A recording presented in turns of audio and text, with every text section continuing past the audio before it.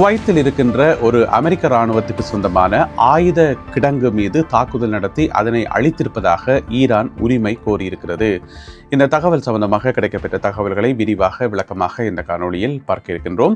அதேவேளையில் ஈரான் மீது அமெரிக்கா நடத்திய தாக்குதலில் 4 பேர் கொல்லப்பட்டிருப்பதாக மற்றொரு தகவல் ஒன்று வெளியாகி இருக்கிறது. இந்த மோதல் சம்பவங்கள் ஒரு பக்கம் நடக்கும் போது அமெரிக்காவுக்கும் ஈரானுக்கும் இடையில் பேச்சுவார்த்தைகள் ஆரம்பிக்க உள்ளன என்று சொல்லி கூட இன்னொரு செய்தி ஒன்று பரவி வருகிறது. இது சம்பந்தமாக 2 தரப்பினரும் வெளியிட்டிருக்கக்கூடிய கருத்துக்களவை என்பது சம்பந்தமாக பார்க்க இருக்கின்றோம்.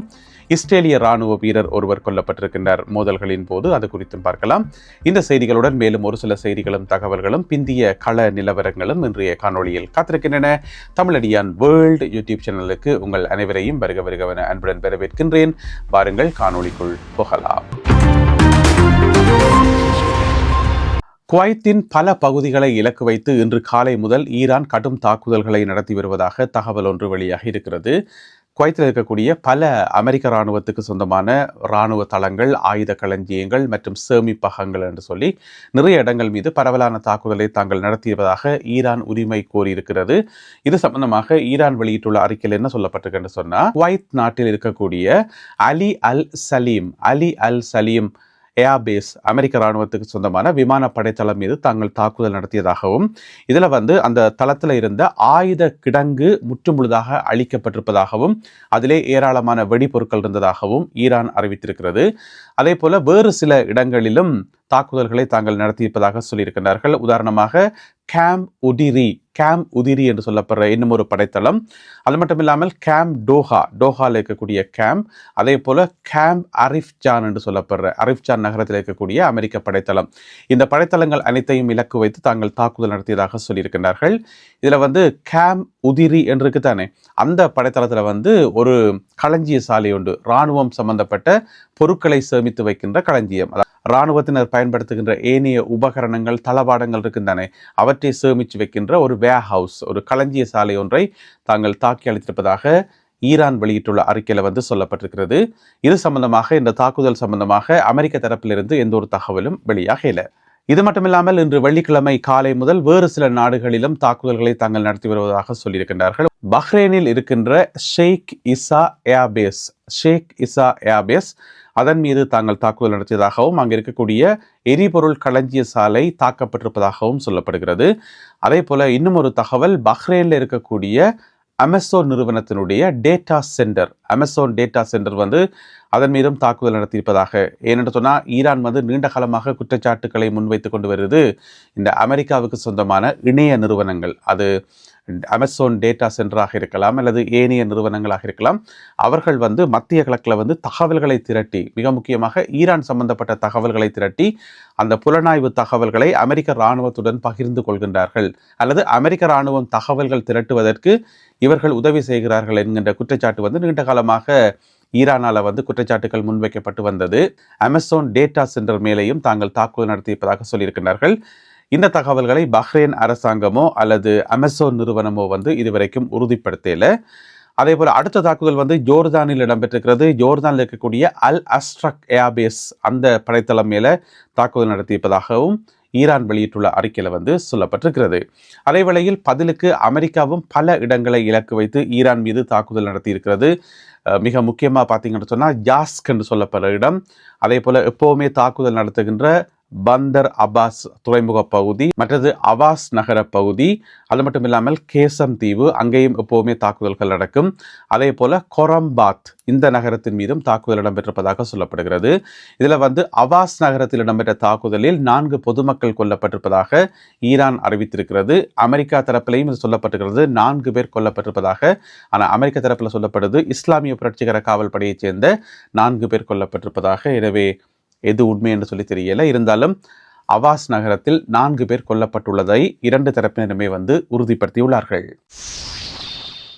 இன்று காலை இடம்பெற்ற மற்றொரு அதிரடி தாக்குதல் என்று பார்த்தீங்கன்னு சொன்னால், ஈராக் நகரத்தில் இருக்கக்கூடிய ஏர்பில் என்று சொல்லி ஒரு நகரம் இருக்குது. அங்கே இருக்கக்கூடிய விமான படைத்தளத்துக்கு அண்மையாக ட்ரோன்கள் வீழ்ந்து வெடித்ததாக தகவல்கள் வெளியாகி இருக்கின்றன. இதன் காரணமாக ஏர்பில் ஏர்போர்ட் குறிப்பிட்ட சில மணி நேரங்கள் மூடப்பட்டிருந்ததாகவும், பின்னர் இன்று மாலை அளவில் அது மீளவும் திறக்கப்பட்டிருப்பதாகவும் ஈராக்கிலிருந்து வெளிவந்திருக்கக்கூடிய தகவல்கள் தெரிவிக்கின்றன. ட்ரோன் தாக்குதல்கள் ஏர்பில் நகர மைய பகுதியையும் அதே போல விமான நிலைய பகுதியையும் இலக்கு வைத்து தாக்குதல் நடத்தப்பட்டதாக அறிவிக்கப்பட்டுள்ளது. இன்று நடைபெற்ற மோதல்களில் தங்களுடைய இராணுவ வீரர் ஒருவர் கொல்லப்பட்டிருப்பதாக IDF எனப்படுகின்ற இஸ்ரேலிய பாதுகாப்பு அமைச்சு வெளியிட்டுள்ள அறிக்கையில் சொல்லப்பட்டிருக்கிறது.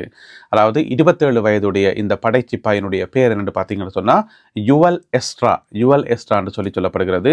இவர் 411வது பட்டாலியனை சேர்ந்த 282வது பிரிகேட்டை சேர்ந்த ஒரு படை வீரர் என்று சொல்லியும் ஆர்ட்லரி படைப்பிரிவில் பணிபுரிந்த ஒரு இராணுவ சிப்பாய் என்று சொல்லியும் சொல்லப்படுகிறது. எனவே இன்று வெள்ளிக்கிழமை காலை இடம்பெற்ற மோதல் சம்பவங்களில் இந்த குறிப்பிட்ட சிப்பாய் 27 வயதுடைய இந்த குறிப்பிட்ட சிப்பாய் கொல்லப்பட்டதாக IDF உறுதிப்படுத்தியுள்ளது.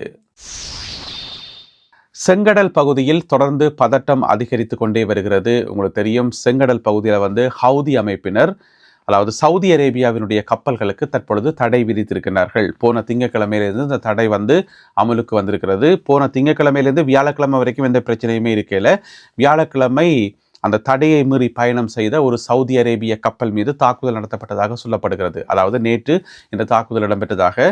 எனவே ஹவுதி அமைப்பினர் என்ன சொல்கிறார்கள் என்று சொன்னால், ஏனைய நாட்டு கப்பல்கள் வரலாம் போகலாம், அதில் எந்த விதமான பிரச்சனையுமே இல்லை. ஆனால் சவுதி அரேபியா கப்பல் பெறக்கூடாது. சவுதி அரேபிய கொடிகளோடையோ அல்லது சவுதி அரேபியாவுக்கு சொந்தமான கப்பல்கள் வேறு நாட்டு கொடிகளுடன் வந்தாலும் கூட தாக்குதல் நடத்தப்படும் என்று சொல்லி அறிவித்திருக்கிறார்கள். அந்த அடிப்படையில் இதுவரைக்கும் சவுதி அரேபிய கப்பல்கள் எதுவுமே போகல.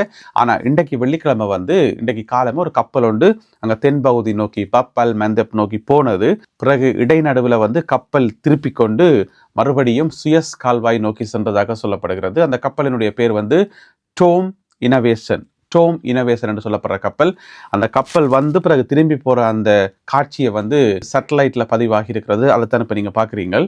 எனவே இந்த கப்பல் எதற்காக திரும்பி சென்றது? சவுதி அரேபியாவினுடைய கப்பலா அல்லது சவுதி அரேபியாவில் வாங்கின எண்ணெயை வேறு நாட்டு கப்பல் சுமந்து சென்றதான்னு தெரியல. இருந்தாலும் இந்த கப்பல் இன்றைக்கு பப்பல் மந்தப்பை நெருங்காமல் திரும்பி சென்றதாக அறிவிக்கப்பட்டிருக்கிறது. இதுக்குள்ள பார்த்தீங்கன்னு சொன்னால் மற்றொரு செய்தி என்னென்று சொன்னால், சர்வதேச சந்தையில் பிரெண்ட் குருடோயில் மசகு எண்ணெயினுடைய விலை $100 தாண்டியுள்ளது இன்று வெள்ளிக்கிழமை காலை நிலவரப்படி. ஏனென்று சொன்னால் அது குறைஞ்சு 82, 81, 79 வரைக்கும் கூட வந்திருந்தது. இந்த அமெரிக்காவுக்கும் ஈரானுக்கும் இடையில் பேச்சுவார்த்தைகள் ஆரம்பித்து ஒப்பந்தம் எல்லாம் போடப்பட்டது தானே. அந்த காலப்பகுதியில் பார்த்தீங்கன்னு சொன்னால் நல்லா குறைஞ்சொண்டு வந்தது. அப்போ உலக மக்களுக்கு ஒரு நிம்மதியாக இருந்தது. அப்பாடா, இனி ஒப்பந்தம் இனி சண்டையும் இல்லை ஒன்றும் இல்லை, நிம்மதியாக இருக்கலாம்னு பார்த்தா மறுபடியும் மோதல்கள் ஆரம்பித்து இப்போ சண்டையாக சமாதானமான ஒரு குழப்பமே இருக்குது. எனவே நிலைமை நாளுக்கு நாள் மோசமாகி கொண்டு தான் போகுது. அப்போ அந்த அடிப்படையில் பிரெண்ட் குரூட் ஆயிலினுடைய விலை இன்று காலை $100 மறுபடியும் தாண்டி இருக்கிறது. இப்போ 78, $79 $100 வரன்னு சொன்னால் சாதாரண விஷயம் இல்லை தானே. இது இனி சர்வதேச நாடுகள் அனைத்து நாடுகளையும் இது எதிரொலிக்க போகிறது. எனவே என்ன நடக்க போகுது என்பதை பொறுத்திருந்து பார்ப்போம். இவ்வளவு பிரச்சனைகள் இங்கால ஓடிக்கொண்டிருக்கும் போது இன்னும் ஒரு பரபரப்பான செய்தி என்னென்னு சொன்னால், அமெரிக்காவினுடைய நியூயார்க் டைம்ஸ் பத்திரிகை இருக்குத்தானே, அவர்கள் ஒரு செய்தி ஒன்றை போட்டிருந்தார்கள். ஈரானுக்கும் அமெரிக்காவுக்கும் இடையில பேச்சுவார்த்தைகள் ஆரம்பிக்க உள்ளன, அதற்கான முயற்சிகள் நடைபெற்று வருகின்றன. ஈராக் நாட்டினுடைய பிரதமர் இதற்கான முன்மொழிவுகளை வைத்திருக்கின்றார், முழு முயற்சியில் ஈடுபட்டிருக்கார் என்று சொல்லி. அதாவது ஈராக் நாட்டினுடைய பிரதமர் இப்போ 2-3 நாளைக்கு முதல் அமெரிக்காவுக்கு போய் வாஷிங்டனுக்கு போயிட்டு அமெரிக்க ஜனாதிபதி டொனால்ட் ட்ரம்ப் அவர்களை சந்தித்து கலந்துரையாடி போட்டு வந்தவர். அது மட்டும் இல்லாமல் அமெரிக்காவில் இருக்கக்கூடிய முக்கியமான வர்த்தக நிறுவனங்களோட எல்லாம் பேச்சுவார்த்தைகள் நடத்திவிட்டு திரும்பி இருக்கின்றார் ஈராக் நாட்டினுடைய பிரதமர். அவருடைய பேர் அலி அல் சைதி. அப்போ அவர் தான் இந்த பேச்சுவார்த்தையை மறுபடியும் கொண்டு வரத்துக்கு 2 நாடுகளுக்கும் இடையில் தூது செல்கிறார் என்று சொல்லி ஒரு செய்தி நியூயார்க் டைம்ஸால் வெளியிடப்பட்டது. இதற்கு உடனடியாக ஈராக் தரப்பில் மறுப்பு தெரிவிக்கப்பட்டிருக்கிறது. அப்படி எந்த விதமான முயற்சியும் எடுக்கல என்று சொல்லி ஈரானும் கடுமையான மறுப்பை வெளியிட்டிருக்கின்றார்கள். இல்லை எங்களுக்கு பேச்சுவார்த்தை நடத்துகிற ஒரு ஐடியா இல்லவே இல்லை, நாங்கள் இந்த யுத்தத்துக்கு ஒரு முடிவு காணாமல் விட போறதில்லை என்று சொல்லி ஈரான் அறிவித்திருக்கிறது. ஆனால் அமெரிக்க தரப்பில் என்ன சொல்லப்பட்டிருக்கு என்று சொன்னால், இல்லை ஒரு முயற்சி நடந்து தான் இருக்குது என்று சொல்லி ஈரானினுடைய மறுப்பை அமெரிக்கா மறுத்திருக்கிறது. அதாவது ஈரான் மறுத்தது பிழை என்று சொல்லி மறுத்திருக்கிறார்கள். எனவே பேச்சுவார்த்தைக்கான ஒரு சில முயற்சிகள் திரைமறைவில் நடக்கிறது மாதிரி தான் தெரியுது. ஏனென்று சொன்னால் இன்றைக்கு மத்தியானத்துக்கு பிறகு சற்று முன்னர் பார்த்தீங்கன்னு சொன்னால் கட்டார் நாடும் அதனை வலியுறுத்தி இருக்கிறது. 2 நாடுகளும் அதாவது அமெரிக்காவும் ஈரானும் மோதல்களை கைவிட்டுட்டு மீளவும் சமாதான பேச்சுவார்த்தைகளை ஆரம்பிக்கணும் என்று சொல்லி கட்டாரும் கேட்டிருக்கிறது.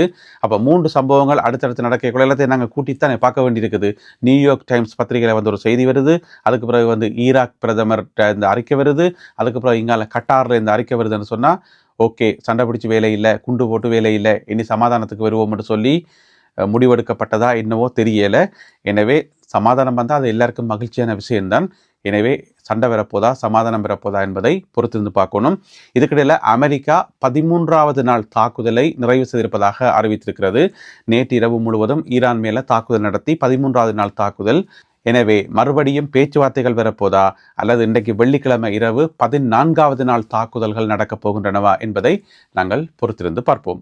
இந்த காணொலியில் பகிர்ந்து கொள்ளப்பட்ட செய்திகள், தகவல்கள் தொடர்பான உங்களுடைய கருத்துக்களை மறக்காமல் கீழே எழுதுங்கள். மீண்டும் சந்திப்போம் உறவுகளே. நன்றி, வணக்கம்.